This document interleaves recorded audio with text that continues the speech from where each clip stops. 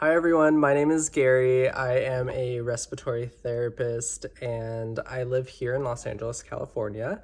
I have been a respiratory therapist for about 3 years now, which is really crazy because if you're watching this video, if you're an RT student, I feel like I was just in your position and I really cannot believe that it has been this long.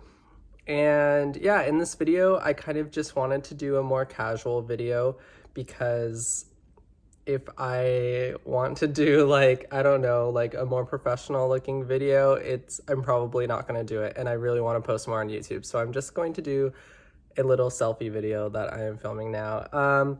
Do I regret being an RT? Absolutely not. I love what I do.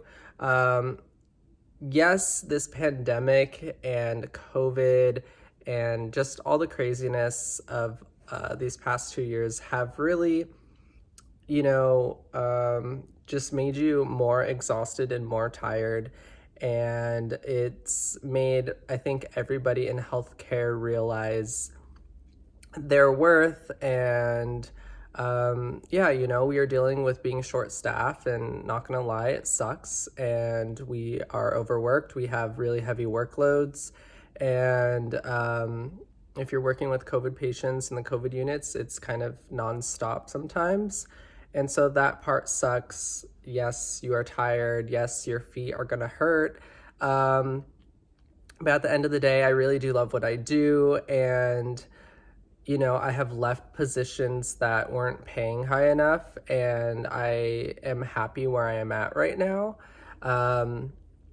I have been working two jobs ever since I graduated. I was always working at two hospitals, and it's something that I really like because I'm getting paid every Friday instead of every other Friday, which has been nice, but also I've gotten to learn different modalities and different things, and each hospital runs a little differently, so it's nice to have a hospital where the respiratory therapists have a little bit more autonomy, and yeah, so you just get to see and experience different things, and I really like that.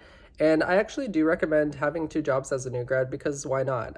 In the beginning, it was scary, it was hard, just because I was like, can I do this? I didn't mean to have two jobs. I kind of got hired at one, and while I was doing my orientation, I got hired at another. And I accepted both of them because I just couldn't leave the community and the department of the first hospital that I got hired at. And but yeah, so overall, I love respiratory. Are there some downsides? Absolutely. What do I think about travel pay and travel jobs? If you want to do travel, I highly recommend it. I mean, the pay is amazing. When COVID was like really crazy, you were getting like 9,000 a week. Like, some places were offering so much money. And right now, I actually got an offer for 5,000 a week, which is just sounds great. But I don't know. I don't know if traveling is for me right now. I am such a homebody. I love being home. I love being near my family and my friends. And, I don't know. I just bought a house and I feel like I have roots. And I don't necessarily like starting over at a new hospital. I don't like orientation. I don't like learning a new computer software, a new system, not knowing anybody, not knowing where anything is. I just don't really like that vibe. And at most hospitals, the travel nurses, the travel respiratory therapists, it's an interesting vibe because sometimes they're not as respected. Sometimes you're not able to do certain things. So, for example, at one of my hospitals, the travel therapists are not allowed to work in the ICU because they're not trained in our ICUs. And, it's a big medical center and we have a lot of different ICUs. So they kind of just do floor care. So at most hospitals, you might just be doing floor care, and I don't want to do floor care 24/7. And then at other hospitals, you will work in the ICU. So it just depends on your experience. It depends on the hospital and their policies and how that works. And yeah, I don't know. I don't know if I want to be moving all around to work when I can just work near home and make really good money for my area. And yeah, I am happy. I'm happy doing what I do now and not doing travel. Will I do it in the future? Who knows? Maybe. But yeah, I this pandemic has been really crazy, and I have been working so much that I don't necessarily think that I want to dedicate myself to a hospital that I am not going to be committed to besides what the contract is, which is usually like 13 weeks, you know? So yes, I am pretty loyal to my hospital. And also, you know, a lot of the travel pay pre-pandemic was like less than or around what I'm making now. So if the travel pay ends up going down eventually in a couple years, then it's like I'm gonna have to travel to make what I'm making now, you know? And I just, I'm okay. I don't want to travel, but more power to you. If you are a new grad, would I recommend traveling? Sure. I think it's better to have experience, at least 6 months of experience. But traveling can be okay. You know, the grass isn't always green on the other side. Some hospitals are really short staffed, don't have a lot of supplies, and you kind of just never really know what you're getting into. So I would recommend having experience first. What else can I answer? What did I do to study for school? You know, honestly, everybody who's looking into going into healthcare are kind of like, oh my gosh, can I do this? Because that is how I felt. I don't know. Can you do this? Is this for me? You absolutely can do it. Don't treat it as like a big, scary medical program that you're getting into. Just treat it like you're just going to school. You're just going, you know, you're doing another class and you have to study and you are going to learn new things and you're going to come across some harder topics. But you can absolutely do it. Just study and make friends, and you know, it's really nice to have friends to help push you and to help you study and to give you different ideas or techniques on what to do, and it just makes, you know, the program and school more fun. So definitely be outgoing and get to know your classmates.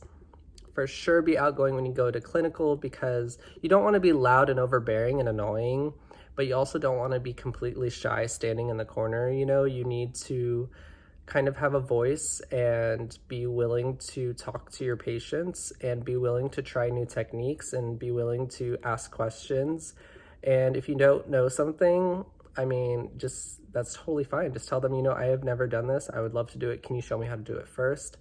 And every RT is going to be so happy to show you how to do it first and to let you try it on the next round. And you know, that's how you get your experience, and that's how you get comfortable dealing with patients and doing certain things like tracheal suctioning and inline endotracheal suctioning. And you know, those are kind of the scarier things. And CPR, you all kind of have to do it to get over that fear and get more used to it. And yeah, advice for new grads, you know, just be willing to learn and ask questions, especially if you are on orientation, if you have a preceptor as a new grad and somebody's training you in an ICU for a couple weeks. You know, that is your time to learn and to ask questions and to mess up and, you know, to just figure it all out while you have somebody. Use that to your advantage. Don't be shy. Don't feel like, oh my God, they're gonna think I'm dumb. Like, no, this is your time to ask questions. If you don't ask questions now, and then like in a month, you're like, oh, how are we supposed to do this? They're gonna be like, one, why didn't you ask this while you were training? And two, you've been going a whole month without knowing how to, you know? So just always, don't be afraid to advocate for your own education, you know? And yeah, what else can I say in this? Keep up with my blog, www.garyrt.com. I post at least once a month different tips, different blog posts that I do about like mechanical ventilation, about trachs, about CPR, about normal vitals, anything is all there, including like my TMC review, my ClinSims review, and what I did to pass. A lot of people ask me like, oh, what else can I do to pass the TMC. And I always say refer to my video because one, that was years ago. I honestly don't remember. And two, I made that video like 2 days, I think, after I took my test, after I took my exam, and after I passed, you know, and that video, that me in that video has all the knowledge of what I did to study and what I did to pass. And yeah, I just really recommend watching that because a lot of people have said, which is crazy, a lot of people have said that it's helped them and that they passed because of that. And it's really mind-blowing that I did these videos, just maybe a couple people will see, and it's just been super helpful. So it's really rewarding, like for me. Yeah, it's crazy, but I just appreciate you guys and all of your love and support. And if you have anything that you want me to talk about in the future, please leave it in the comments because I would love to make videos that are actually catered to what you want to see.